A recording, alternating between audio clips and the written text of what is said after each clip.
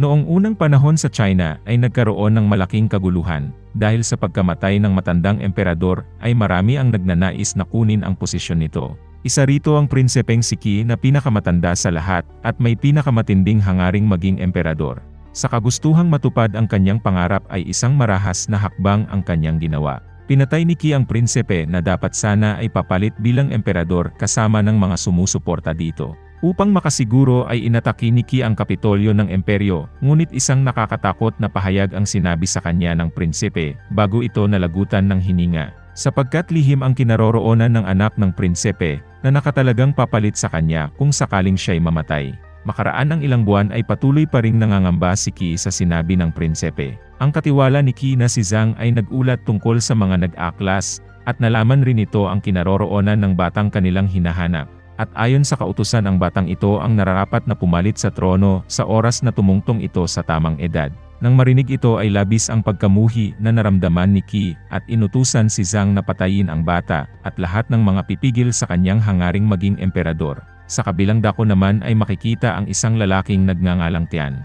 Dahil sa labis na kahirapang nararanasan sa imperyo ay tanging pagbebenta ng uling ang kanyang pamumuhay. Kasama niya si Uncle Zhao na tinuturing niyang kapamilya. Isang araw ay tumungo sila sa lungsod, dahil nalalapit na ang taglamig kaya't marami ang bibili ng kanilang produkto. Ngunit bago makapagbenta sa lungsod ay sinisingil sila ng 100 kilo ng uling ng bantay, bagay na ikinagalit ni Uncle Zhao. Samantala sa palasyo ay hinirang na emperador ang batang si Yangdong. Dahil bata pa lamang si Yangdong ay ginagamit lamang ito ni Qi upang matupad ang kanyang mga kagustuhan, laban sa mga ministro na kumukontra sa kanya. Hiniling ng mga ministro kay Yangdong na magpagawa ng libingan para sa mga namatay na kawal sa nakaraang civil war. Hindi nagustuhan ni Qi ang ideyang ito, at inutusan ang batang emperador na huwag pagbigyan ang kahilingan. Sinalungat ng isang ministro ang ginagawang pag-utos ni Qi sa emperador, kaya't ipinahuli ito upang ipapatay. Dinala ng mga sundalo ang ministro sa City Hall ng nakakadena, at pinatay ito upang magsilbing babala sa sinumang kukontra kay Qi. Samantala habang kumakain at nagpapahinga si Tian ay nagkaroon siya ng pangitain tungkol sa isang kamelyo na nagpapaalaala sa kanya ng mapait niyang nakaraan.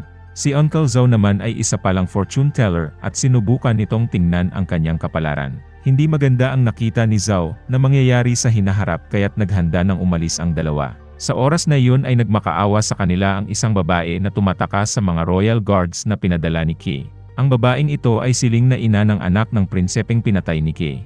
Naawa sila sa babae, kaya tinulungan nila itong matakasan ang mga royal guards. Nakatago sila subalit sa pag-iyak ng bata, ay muling natunton ng kalaban ang kanilang kinaroroonan dahilan upang paulanan sila ng pana. Hindi nagtagal ay pumasok ang mga royal guards at pinaligiran sila, kaya't napilitan si Tian na labanan ang mga ito. Samantala isang misteryosong tao ang palihim na nagmamasid sa nagaganap na laban. Binalita ni Zhang ang pagkatalo ng mga sundalo ni Qi, at may hinala itong hindi lamang simpleng mang-uuling si Tian bagkus, ay dati itong general na nabalitang tumalo ng libo-libong kalaban. Walang pakialam si Qi sa pagkatao ni Tian, dahil ang tanging nais niya ay patayin si Ling at anak nitong prinsipe. Samantala sinubukang lumabas ni Tian sa lungsod, ngunit hinarang sila ng mga sundalo. Buti na lamang at nais lamang bumili ng mga ito ng uling subalit hindi nila maaaring pagbigyan dahil nakatago roon ang prinsipe. Sinabi nilang may nakabili na ng kanilang paninda, bagay na pinaniwalaan naman ng mga sundalo. At sa muli ay isang misteryosong tao ang nagmamanman sa kanilang ikinikilos. Hindi nagtagal ay nakalabas sila ng lungsod at nagdesisyong kumain muna at magpahinga bago magpatuloy sa paglalakbay.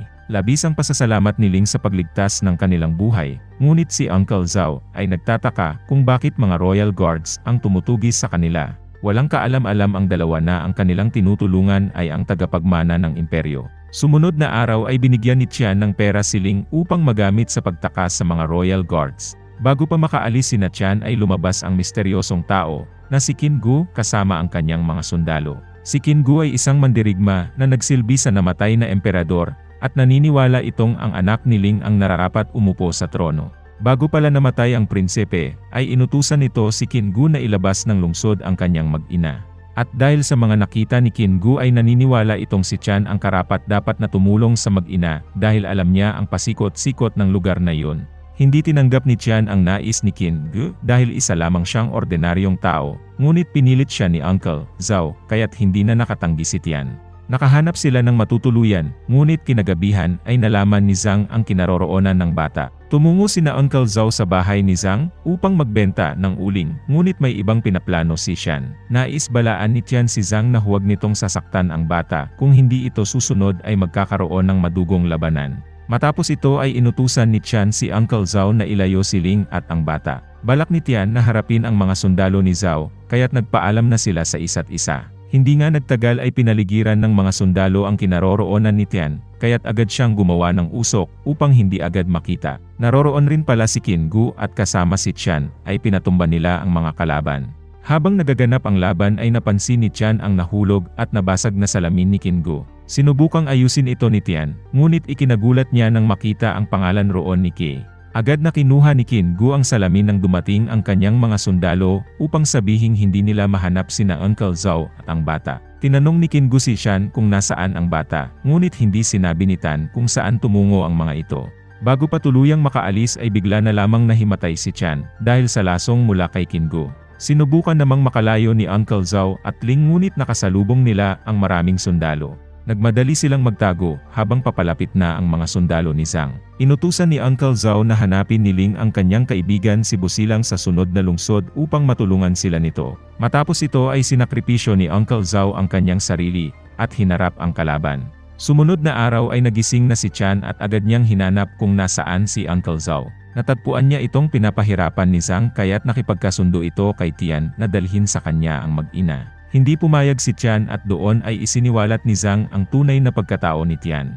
Dito ay malalamang si Tian ay dating commander ng mga sundalo na nakaligtas sa isang madugong labanan. Itinago pala ni Tian ang kanyang pagkatao dahil napatay niya ang kaisa-isang anak ni Uncle Zhao. Napilitang patayin ni Tian ang anak ni Uncle Zhao dahil ito lamang ang paraan upang maisalba ang buhay ng marami. Subalit nangyari ito ng walang malinaw na dahilan, kaya't hindi maipaliwanag ni Uncle Zhao ang kanyang nararamdamang galit kay Tian. Ginamit ni Zhang ang pagkakataong ito upang makapaghiganti, at binigyan ng espada si Uncle Zhao upang patayin si Tian. Ngunit sinubukang patayin ni Uncle Zhao si Zhang, yun nga lang, at nakailag ito at sinaksak si Uncle Zhao. Bago mamatay ay binilinan ni Uncle Zhao si Tian na tulungan ang mag-ina dahil ito lamang ang paraan upang maisalba sa kapahamakan ang imperyo. Nang bumalik na ang lakas ni Tian, ay agad niyang nilabanan ang mga sundalo. Walang nagawa sa kanya ang mga kalaban subalit hindi siya makapag-focus dahil sa nangyari kay Uncle Zhao. Naging dahilan ito upang siya'y matalo at dinala sa royal prison. Nais pahirapan ni Zhang si Tian hanggang sasabihin nito kung nasaan ang mag-ina, ngunit sadyang walang balak sabihin ni Tian kung nasaan ang dalawa sa kabila ng kanyang paghihirap. Samantala makikita si Qin Gu na kasama si Ling at anak nito patungo sa sunod na syudad. Dito ay nahanap nila ang kaibigan ni Uncle Zhao na si Busilang at hindi ito nag-atubiling tulungan sila. Nag-aalala naman si Ling sa kalagayan ni Tian at Uncle Zhao kaya't napilitan si Qin Gu na sabihin kung anong nangyari sa dalawa. Dahil sa nalaman ay nalungkot si Ling sapagkat nadamay lamang sa kanilang kaguluhan sina Uncle Zhao. Samantala patuloy ang pagpapahirap ni Zhang kay Tian, subalit hindi niya ito magawang paaminin. Sumunod na araw ay sinabi ni Qin Gu kay Busilang ang tungkol sa paghihirap na dinaranas ni Tian. Napagtanto ni Busilang na ito na ang tamang panahon upang masuklian ang kabutihang loob ni Tian sa kanya sa nakaraang digmaan. Samantala isang lasing na sundalo ni Qin Gu ang sinubukang gahasain si Ling dahil inakala nitong isa siyang sacrificial offering.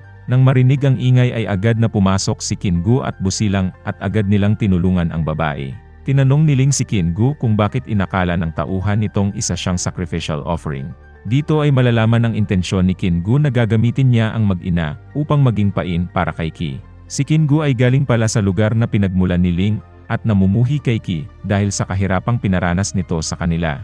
Dala ng konsensya ay sinabi ni Ling na kailangang tulungan ni Qin Gu si Tian at naniniwala itong may kakayahan si Tian na talunin si Qi. Sa kabilang dako ay patuloy pa rin ang pagpapahirap ni Zhang kay Tian. Pinako nila ang mga kamay ni Tian, ngunit tiniis niya lamang lahat ng ito. Pinatawag ni Qi si Zhang kaya't nagmadali itong umalis ng bilangguan.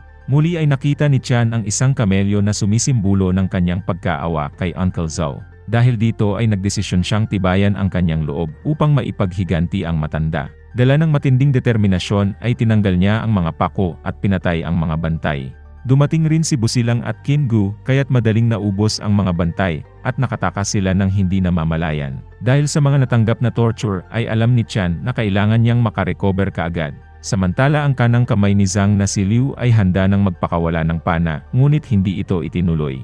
Sa palasyo ay tinatanong ni Qi si Zhang tungkol sa kanyang misyon, dahil labis itong natatakot sapagkat hindi pa napapatay ang bata. Upang mas ganahan si Zhang, ay pinangako ni Qi na magiging general ito sa oras na mapatay niya ang bata. Subalit dumating si Liu at ibinalita ang pagtakas ni Qian dahilan upang magalit si Qi. Dinimuot ni Qi si Zhang at ipinalit si Liu sa posisyon nito. Inalagaan naman ng maigi ni Busilang si Qian at pinainom nila ito ng gamot upang mapadali ang paggaling nito. Tinanong ni Tian si Qin Gu kung kakampi nila ito, dahil sa nakitang pangalan ni Qi sa salamin nito. Dito ay inamin ni Qin Gu na si Qi ang tunay niyang ama, ngunit ito rin ang dahilan ng pagkamatay ng kanyang ina. Lalo pang nagalit si Qin Gu nang patayin ng kanyang ama ang prinsipe na kanyang nirerespeto. Sa kabila ng pagiging ama nito kay Qin Gu ay nais nitong magbayad ng buhay si Qi sa lahat nitong kasalanan. Hindi nagtagal ay itinuloy nila ang kanilang paglalakbay at tumungo sa isang templo upang ipanalangin ang bata. Hindi mapakali si Ling at natatakot itong gamitin ni Qin Gu ang bata upang ipain sa paghihiganti nito sa kanyang ama. Habang nasa templo ay binuksan ni Qian ang isang regalo mula kay Busilang. Dito ay natagpuan niya ang kanyang mga lumang kagamitang pandigma kung saan ay isinusuot niya bilang commander. Isinuot niya ito at muling nagsanay gamit ang kanyang espada. Samantala pumasok ng kwarto si Qin Gu at ikinagulat nito nang hindi makita ang bata sa kanyang tulugan. Nagmadali siyang tumungo sa likod ng bahay at natagpuan ang isang matandang babae na kahina-hinala ang mga kilos. Sinubukang itakas ng matandang babae ang bata, ngunit napigilan ito ni Qin Gu. Dumating si Ling at pinaliwanag na inutusan niya ang matanda na itakas ito, dahil ayaw niyang magamit ito ni Qin Gu sa plano nitong paghihiganti kay Qi. Bigla ring lumabas si Qian at kinuha nito ang bata upang muling ibigay kay Ling. Binalaan ni Tian si Qin Gu na huwag nitong gagamitin ang bata sa kanyang hangarin kung hindi ay silang dalawa ang maghaharap. Hindi natakot si Qin Gu at agad nitong inatake si Tian.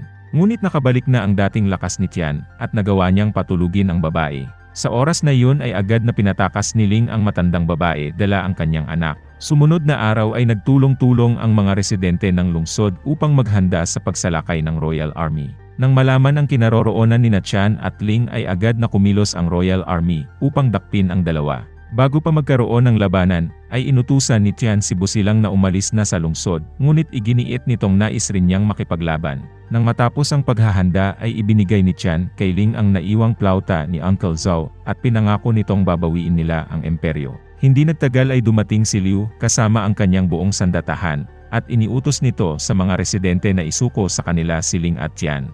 Subalit sinimulan na ni Busilang ang pagpapatugtog ng drum na naghuhudyat ng laban. Nagpaulan ng pana ang kalaban at sa oras na iyon ay nagising na si Qin Gu at nagawa nitong protektahan si Ling na noon ay nagsasagawa ng seremonya para sa kaligtasan ng kanyang anak. Marami ang namatay sa kanila at maging si Busilang ay nagbuwis rin ng buhay upang pasabugin ang mga tinanim nilang dinamita. Hindi nagtagal ay nakaharap ni Tian si Liu sa isang laban. Tumagal ang kanilang laban hanggang sa tuluyang nasugatan ni Tian si Liu gamit ang kanyang espada. Agad niyang hinanap ang kanyang mga kaibigan sa kasamaang palad ay tanging si Ling na lamang ang nakaligtas. Habang nagluluksa si Qian ay dumating si Qi upang hamunin siya sa isang laban. Matinding labanan ang naganap subalit dahil sa taglay na karanasan ni Tian bilang dating commander, ay siya pa rin ang nangingibabaw sa atake. Sa huli ay tuluyan niyang napatay si Qi at nakuha ang tagumpay.